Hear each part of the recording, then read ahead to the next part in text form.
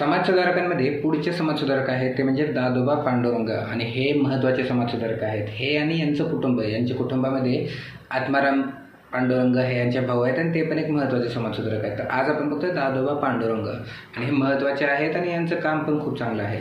तर दादोबा पांडुरंग यांच्याविषयी बघू, आणि आपण जे सगळ्या समाजसुधारकांच्या बाबतीत केलेलं आहे तेच करायचं आहे की आपण कधीही टाईमलाईन चुकवायची नाही आहे, कधीही त्याच क्रमाने करायचे आहेत ज्या क्रमाने ते होऊन गेले, म्हणजे ज्या क्रमाने व्हिडिओ अपलोड होतील त्याच क्रमाने करायचे आहेत. आणि त्यामध्ये पण अजून एक गोष्ट काय करायची आहे, तर ज्या क्रमाने त्यांच्या आयुष्यात घडामोडी झाल्या त्याच क्रमाने बघायचे आहे. तर आता आपण बघू दादोबा पांडुरंग यांची सुरुवातीची ओळख करून घेऊ. यांचा जन्म झाला आहे 9 मे 1814 आणि तो झाला आहे मुंबईमध्ये. यांचं मूळ गाव आहे तरखड, म्हणून यांचं आडनाव आहे तरखडकर, पण हे आडनाव लावत नव्हते, त्यामुळं यांचं जे नाव आहे ते फक्त दादोबा पांडुरंग, पण यांचं पूर्ण नाव काय आहे, दादोबा पांडुरंग तरखडकर. तरखड कुठं आहे, वसई जिल्ह्यामध्ये, वसई तालुक्यातच आहे. आणि यांच्या वडिलांचं नाव होतं पांडुरंग, त्यामुळे आपण यांना दादोबा पांडुरंग असं म्हणतो. पांडुरंग यांच्या वडिलांचं नाव आहे. आणि आईचं नाव यशोदा आहे. आता या यशोदा आईचं नाव आणि पांडुरंग या वडिलांच्या नावाचा एक संदर्भ पुढे येईल. त्यानंतर यांचे भाऊमध्ये हे राघोबा पांडुरंग हे महात्मा फुले यांचे सहकारी होते.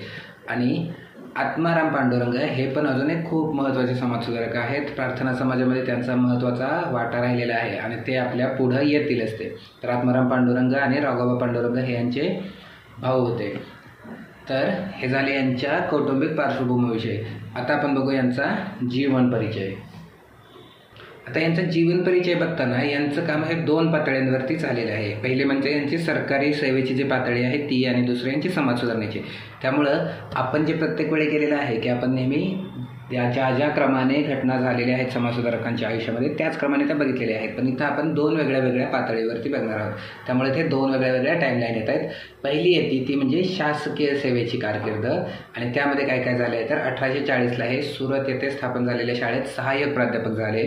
त्यानंतर 1852ला अहमदनगरमध्ये डेप्युटी कलेक्टर झाले, आणि तिथं असताना भिल्लांचा उठाव झाला होता आणि तो उठाव नियंत्रित केल्यामुळं यांना राव बहादूर हा किताब दिला गेला होता. आणि त्यानंतर पुढं ठाण्याचे उपजिल्हाधिकारी झाले आणि तिथून ते रिटायर झाले. तर हे त्यांच्या शासकीय सेवेची कारकीर्द आहे. 1840ला सहाय्यक प्राध्यापक सुरत येथे, 1852ला अहमदनगर डेप्युटी कलेक्टर आणि तिथं भिल्लांचा उठावाचा बिमोड केल्यामुळे राव बहादूर किताब, आणि त्यानंतर 1858ला ठाण्याचे उपजिल्हाधिकारी आणि तिथून हे रिटायर झालेले आहेत. तर ही झाली यांची शासकीय कारकीर्द. आता यानंतर आपण बघू की त्यांनी समाज सुधारणेमध्ये काय काय केलेलं आहे. तर समाज सुधारण्याची ही दुसरी टाईमलाईन आहे. तर 1844मध्ये यांनी मानव धर्म सभा स्थापन केली. आत्माराम पांडुरंग यांच्या 3 महत्त्वाच्या संस्था आहेत. त्यामधली पहिली आहे मानव धर्म सभा, ही स्थापन केली सुरतला, आणि यांचं काम पण सुरतला आहे. त्यामुळे यांचं जे समाज सुधारण्याचं काम आहे ते गुजरातमध्ये पण आहे आणि महाराष्ट्रामध्ये पण आहे. दोन्ही राज्यांमध्ये यांचं काम आहे. त्यामुळे मानव धर्म सभेची स्थापना झाली होती, ही सुरतला झाली होती, आणि यामध्ये आत्माराम पांडुरंग हे यांचे बंधू होते, त्यांचा पण महत्त्वाचा वाटा होता. मानव धर्म सभा ही त्या काळी खूप जास्त प्रगत आणि पुरोगामी होती.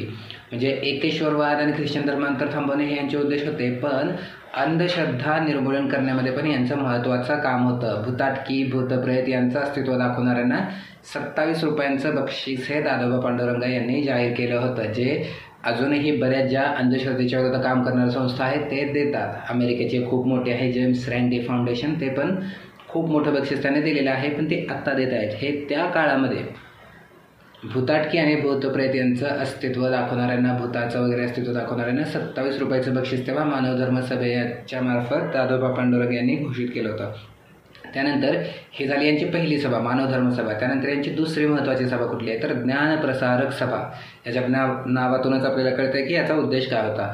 आणि हे 2 शाखा झाल्या, गुजरातमध्ये एक झाली आणि मराठी एक दुसरी शाखा झाली, म्हणजे गुजराती एक शाखा आणि मराठी एक शाखा. आणि यातल्या मराठी सभेचे अध्यक्ष हे दादोबा पांडुरंग स्वतःच होते. तर ज्ञानप्रसारक सभा ही यांची दुसरी महत्त्वाची संस्था आहे. आणि यांची तिसरी महत्त्वाची संस्था म्हणजे परमहंस मंडळी ही संस्था यांनी स्थापन केली, जी केली मुंबईमध्ये. आणि अस्पृश्यता निर्मूलन, जातीभेद न पाळण्याची शपथ वगैरे घ्यावी लागत होते. अस्पृश्य आचार्याने तयार केलेले भोजन आणि मुस्लिम व्यक्तीच्या हातून पाणी पिणे आवश्यक होते. आता ह्या गोष्टी आता आपल्याला जरा तेवढ्या पुरोगामी वाटत नसतील, अजून बऱ्याच ठिकाणी याचे प्रॉब्लेम्स होतात, पण आता तेवढ्या वाटत नसतील तरी हे त्या काळामध्ये म्हणजे 1850च्या काळामध्ये 1849लाही स्थापन झाली होती. तर तेव्हाच्या काळामध्ये ही खूप मोठी गोष्ट होती आणि ही यांची तिसरी महत्त्वाची संस्था आहे. यांच्या 3 महत्त्वाच्या संस्था कुठल्या आहेत? मानव धर्म सभा सुरतमध्ये स्थापन झालेली 1844ला, दुसरी ज्ञानप्रसारक सभा ही 2 भाषांमध्ये झाली, गुजराती आणि मराठी, आणि तिसरी परमहंस मंडळी सभा हे स्थापन झालेली तिसरी यांची महत्त्वाची संस्था आहे.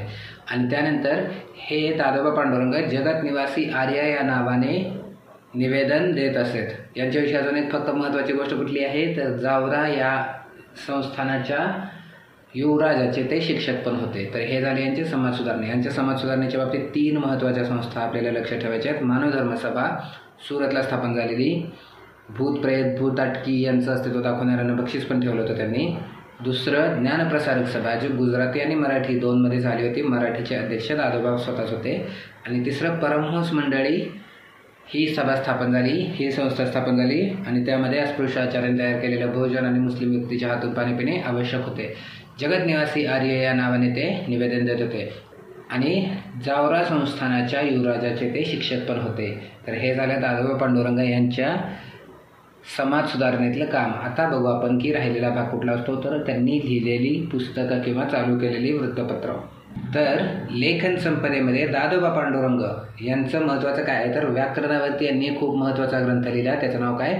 मराठी भाषेचे व्याकरण. आणि त्यामुळे यांना मराठी भाषेचे पाणिनी असं म्हणतात. हे पाणिनी कोण होतं तर या पाणिनीने संस्कृत व्याकरणाचा ग्रंथ लिहिला.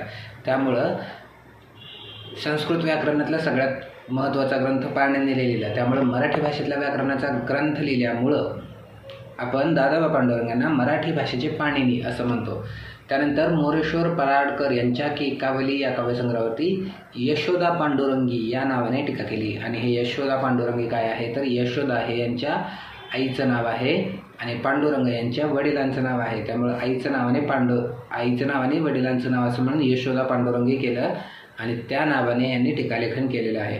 त्यानंतर धर्मविवेचन नावाचं एक पुस्तक लिहिलं आहे जे मानव धर्म सभेसाठी स्थापन केलेल्या जगत निवासी आर्य या नावाने ते निवेदन देत होते. त्याचं एक लघुपुस्तक केलेलं आहे, त्याचं नाव काय? धर्मविवेचन. आणि अजून एक महत्त्वाची गोष्ट म्हणजे विधवाश्रुमार्जन हा एक निबंध लिहिला जो यमुना पर्यटन या कादंबरीमध्ये लिहिला. यमुना पर्यटन ही मराठी भाषेतली पहिली कादंबरी समजली जाते आणि ही कोणी लिहिली तर ही लिहिली बाबा पद्मनजी यांनी लिहिली. तर मराठी भाषेतली जी पहिली कादंबरी आहे बाबा पद्मनजी यांनी लिहिलेली, त्यामध्ये विधवा पुनर्विवाहासाठी एक विधवाश्रुमार्जन हा निबंध दादोबा पांडुरंग यांनी लिहिलेला आहे. तर हे झाले दादोबा पांडुरंग. हे खूप महत्त्वाचे समाजसुधारक होते आणि आपण यांच्याविषयी बघितलं.